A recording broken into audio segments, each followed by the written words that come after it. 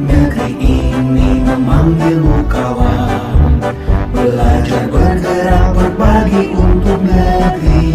Guru penggerak majukan pendidikan, guru penggerak menghamba pada murid, kreatif rancang pembelajaran, hargai potensi tingkatkan prestasi. Assalamualaikum warahmatullahi wabarakatuh. Salam dan bahagia untuk guru hebat di seluruh Indonesia. Perkenalkan, nama saya Arini Puji Astuti, calon guru penggerak Angkatan 11 SDN Sanyang 2 Kabupaten Majalengka. Pada kesempatan kali ini, saya akan melakukan tugas demonstrasi konstekstual dengan mewawancarai kepala sekolah pada modul 3.1 pengambilan keputusan berbasis nilai-nilai kebajikan sebagai seorang pemimpin. Saya sudah bersama Ibu Nah Nurjana. Beliau adalah kepala sekolah dari RA Alfitriah Sunia Baru, Kabupaten Majalengka. Assalamualaikum Ibu. Saya ada tugas di program guru penggerak tentang pengambilan keputusan berbasis nilai-nilai kebajikan sebagai seorang pemimpin. Dan kali ini saya ditugaskan mewawancarai Ibu dengan memberikan beberapa pertanyaan. Saya tujukan kepada Ibu ya.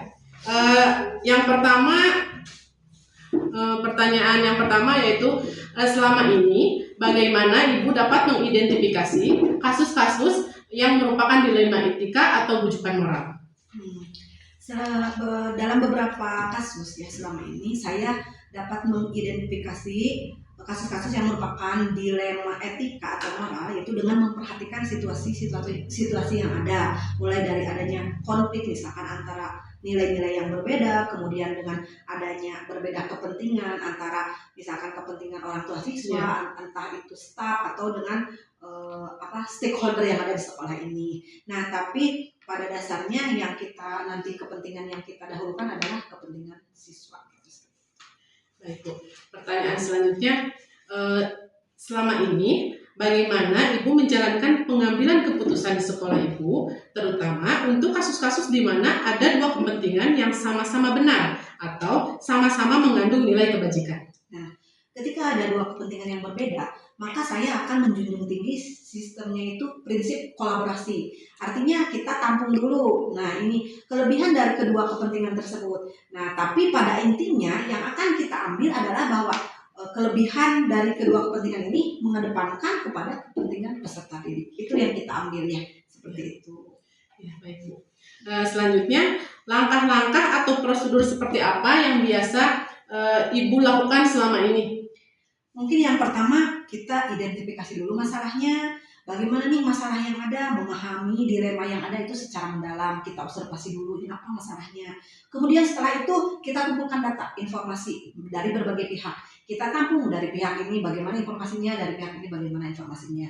Kemudian, nah setelah itu kita analisis, menimbang konsekuensi ini ketika dari satu pihak mengutarakan misalkan seperti ini, yang satu pihak, nah kita tampung. Nah setelah dianalisis maka kita adakan diskusi terbuka antara beberapa pihak ya, baik itu staf di sekolah, guru-guru, kemudian orang tua siswa, maupun juga ada kita melibatkan komite juga, dan terkadang kita melibatkan juga ada pengawas madrasah ya di sini.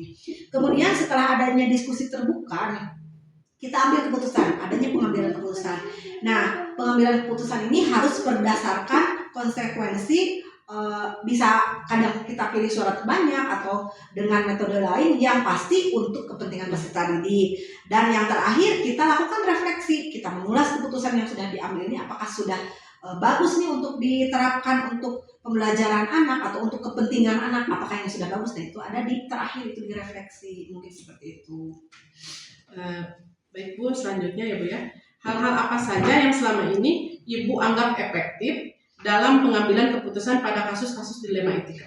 Nah, yang paling efektif menurut saya adalah komunikasi terbuka, baik dengan seluruh stakeholder yang ada di sini, baik dengan guru-guru kita komunikasi terbuka, kemudian dengan orang tua siswa ya, karena notabene kalau di jenjang RA itu kan orang tua siswa setiap hari hadir ke sekolah. Kemudian kita juga dengan komite sekolah, jadi apapun itu kita komunikasikan secara terbuka sehingga ini ketika ada masalah kita timbang baik buruknya, ini bagaimana jalan tengahnya bagaimana. Nah itu akan jauh lebih mudah ya ketika kita komunikasinya terbuka seperti itu. Bagus sekali.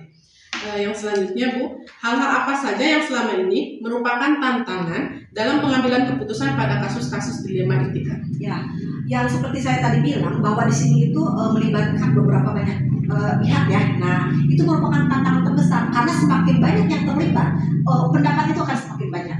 Nah, untuk menyatukan pendapat itu kita juga akan sesulit itu gitu menemukan jalan tengah. Tapi walaupun dengan tantangan seperti itu, nanti kita pada prinsipnya akan mengedepankan kepentingan bersama dan kepentingan anak didik seperti itu. Ya, tetap ya, kepentingan peserta didik gitu ya. Selanjutnya Bu, apakah Ibu memiliki sebuah tata cara atau jadwal tertentu dalam sebuah penyelesaian kasus dilema etika? Apakah Ibu langsung menyelesaikan di tempat atau memiliki sebuah jadwal untuk menyelesaikannya? Bentuk atau prosedur seperti apa yang Ibu jalankan? Kalau menurut saya dalam penyelesaian kasus tersebut itu secara fleksibel saja. Dimana kita menemukan masalah maka itu harus dalam tanda petik secepatnya lah ya. Kita secepatnya observasi bagaimana masalahnya, kemudian cari solusinya seperti apa, jalan tengahnya seperti apa, dan penerapannya seperti apa. Pokoknya secepat mungkin ketika kita menemukan masalah tidak mesti dijadwal, tapi fleksibel, kita harus sesegera mungkin menyelesaikannya seperti itu. Ya, baik Bu. Adakah seseorang atau faktor-faktor apa yang selama ini mempermudah atau membantu Ibu dalam pengambilan keputusan dalam kasus-kasus dilema etika? Alhamdulillahnya di sekolah saya itu sistem kolaborasi itu sudah diterapkan ya. Alhamdulillah saya punya tim yang luar biasa, mulai dari guru-guru, kemudian kerjasama dengan orang tua siswa itu sangat luar biasa. Kita sering sharing atau rapat orang tua itu sering ya, kemudian juga komite sekolah sangat mendukung, kemudian juga ada pengawas madrasah. Jadi satu tim itu kita merupakan pendukung sehingga ketika ada masalah itu makin mudah untuk cari penyelesaian dan kita dapatkan penyelesaian untuk kepentingan anak didik seperti itu. Pertanyaan terakhir ya Bu ya, dari semua hal yang telah disampaikan, pembelajaran apa yang dapat Ibu petik dari pengalaman Ibu mengambil keputusan dilema etika? Nah, kalau berdasarkan beberapa masalah yang pernah dihadapi, mungkin yang pertama adalah kita lebih bijak ya, menerima bagaimana pandangan yang berbeda-beda, pendapat yang berbeda-beda. Kemudian kita juga lebih sabar, apalagi kita dengan anak didik yang jenjang usianya itu kan 5-6 tahun ya, harus lebih sabar, kemudian mengedepankan empati, juga kita berinteraksinya dengan orang-orang tua siswa gitu ya. Intinya harus lebih bijak dalam segala hal. Mungkin seperti itu. Baik Bu, itu pertanyaan terakhir ya Bu ya. Terima kasih atas waktunya. Mohon maaf ya Bu mengganggu waktunya. Sekian Bu ya, terima kasih. Demikian wawancara saya bersama Kepala Sekolah RA Alfitriah Desa Sunia Baru Kabupaten Majalengka. Assalamualaikum warahmatullahi wabarakatuh.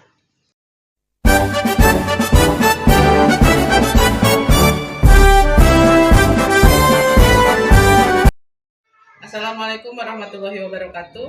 Saya akan melanjutkan tugas demonstrasi konstekstual modul 3.1 tentang pengambilan keputusan berbasis nilai-nilai kebajikan sebagai seorang pemimpin.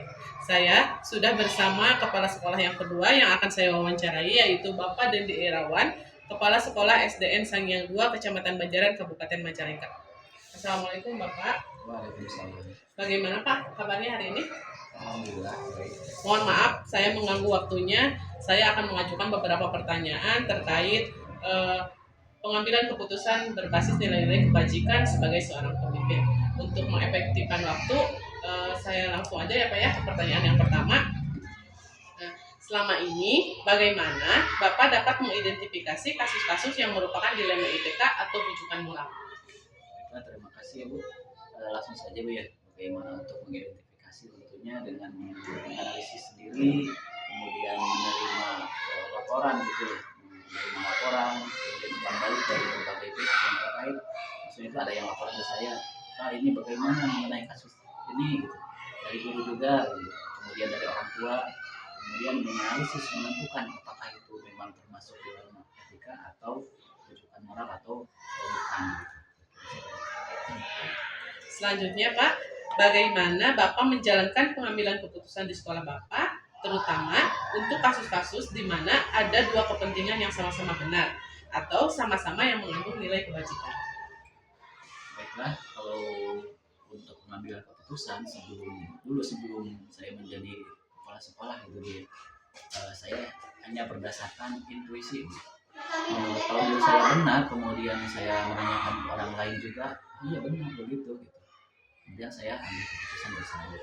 Kemudian dengan bertanya kepada senior saya, kemudian berdasarkan apa yang menurut kebanyakan orang itu bahwa itu adalah benar gitu. Kemudian juga selalu berhati-hati dalam mengambil keputusan, tentunya dengan menguji secara baik itu secara hukum, baik itu secara moral, etika. Tapi setelah mendapatkan pendidikan guru penggerak, kemudian saya menjadi kepala sekolah, saya mencoba untuk menerapkan 9 angka pengambilan keputusan. Selanjutnya, langkah-langkah atau prosedur seperti apa yang biasa Bapak lakukan selama ini? Nyambung dengan yang tadi Bu ya, jadi tadi itu kan berdasarkan 9 langkah pengambilan keputusan, menganalisis dulu apakah ini benar-benar termasuk dilema etika gitu ya, atau rujukan moral, kemudian mengumpulkan data-data yang memang itu relevan, data informasi yang berhubungan dengan masalah atau kasus tersebut, kemudian juga dengan melakukan uji benar salah, benar versus benar, kemudian juga dengan merefleksikan gitu ya, mengambil keputusan, kemudian menguji keputusan tersebut apakah itu memang layak atau tidak begitu. Baik Pak, selanjutnya hal-hal apa saja yang selama ini Bapak anggap efektif dalam pengambilan keputusan pada kasus-kasus dilema etika? Hal-hal yang dianggap efektif ya. Ya. Jadi yang menurut saya itu efektif itu tentunya dengan tadi ya, selain memperhatikan 9 langkah tersebut, tentunya dengan berkolaborasi dengan pihak-pihak yang memang terlibat gitu, seperti ya guru gitu, kemudian orang tua yang terlibat, muridnya tersebut, atau lingkungan masyarakat yang memang berhubungan dengan kasus dilematika tersebut. Selanjutnya, hal-hal apa saja yang selama ini merupakan tantangan dalam pengambilan keputusan pada kasus-kasus dilema etika? Kalau tantangan ya selalu ada karena kan semuanya tentu menginginkan hal yang baik buat kedua belah pihak gitu. Misalkan individu lawan masyarakat, tentunya kalau saya berpikirannya cari aman sendiri, misalkan ada yang kesini banyak kan gitu ya, orang tua protes gitu, tentunya mungkin kalau ingin cari aman mengikuti mereka saja gitu ya, mereka yang banyakkan daripada melawan satu orang yang menurut saya itu tidak atau mempunyai kelemahan gitu ya. Tapi tidak seperti itu, jadi harus adil itu. Adil di sini harus menempatkan sesuatu itu berdasarkan ya itu proporsinya gitu. Kita itu harus memiliki jiwa ya empati gitu. Kalau misalkan itu memang benar gitu, tentunya kita itu harus rela gitu, berjuang untuk memperjuangkannya gitu ya, harus mengesampingkan yang banyak tersebut walaupun itu berdampak buat saya. Selanjutnya, apakah Bapak memiliki sebuah tata cara atau jadwal tertentu dalam sebuah penyelesaian kasus dilema etika? Apakah Bapak langsung menyelesaikan di tempat atau memiliki sebuah jadwal tertentu untuk menyelesaikannya? Bentuk atau prosedur seperti apa yang Bapak lakukan? Kalau mengenai tata cara itu bergantung kepada kasusnya gitu. Kalau misalkan kasus dilema etikanya memang ringan gitu ya, tentu saya bisa melakukan pengambilan keputusan gitu. Tapi kalau misalkan membutuhkan data yang akurat, data yang banyak, yang lengkap, kemudian melibatkan berbagai pihak, tentunya itu memerlukan data halal, kemudian juga memerlukan waktu pengambilan keputusan yang tidak serta-merta hari itu. Selanjutnya, adakah seseorang atau faktor-faktor apa yang selama ini mempermudah atau membantu Bapak dalam pengambilan keputusan dalam kasus-kasus dilema etika? Faktor ya, ya kembali ke yang tadi gitu ya. Jadi semuanya itu tidak terlepas dari yang namanya komunikasi atau kolaborasi Ya, dengan berbagai pihak yang terlibat itu. Jadi jangan mentang-mentang saya itu memang suatu pimpinan, apakah pemimpin di keluarga, pemimpin di sekolah atau pembelajaran, tapi harus melibatkan pihak-pihak yang terlibat, itu adalah faktor yang utama gitu. Selanjutnya ya Pak ya, ini merupakan pertanyaan terakhir ya Pak ya. Dari semua hal yang telah disampaikan, pembelajaran apa yang dapat Bapak petik dari pengalaman Bapak mengambil keputusan dilema etika? Oke, pembelajaran dari pengambilan keputusan bahwa semua itu harus dipertimbangkan gitu matang-matang, walaupun itu tentu dengan adanya dampak gitu ya, dampak apakah dampak atau risiko gitu, apakah tadi itu ya kasus misalkan yang satu lawan kelompok atau keadilan lawan kasihan, intinya itu semuanya juga berdampak. Tetapi sebagai seorang pemimpin itu ya itu diamankan, ditugaskan, kemudian memiliki wewenang untuk mengambil suatu keputusan. Jangan sampai kita itu mau diatur atau disetir oleh orang lain gitu ya. Nanti ya sebagai seorang pemimpin itu memang kan harus dipertanyakan gitu. Jadi tentu seorang pemimpin harus bisa membuat keputusan yang bertanggung jawab, harus berpihak kepada murid itu jadi kepentingan murid itu kalau di sekolah. Terima kasih Bapak, terima kasih atas jawabannya, terima kasih atas waktunya, mohon maaf kalau mengganggu waktunya. Demikian wawancara bersama Bapak Kepala Sekolah SDN Sangiang II. Demikian juga tugas demonstrasi konstekstual modul 3.1 tentang pengambilan keputusan berbasis nilai-nilai kebajikan sebagai seorang pemimpin. Terima kasih. Assalamualaikum warahmatullahi wabarakatuh.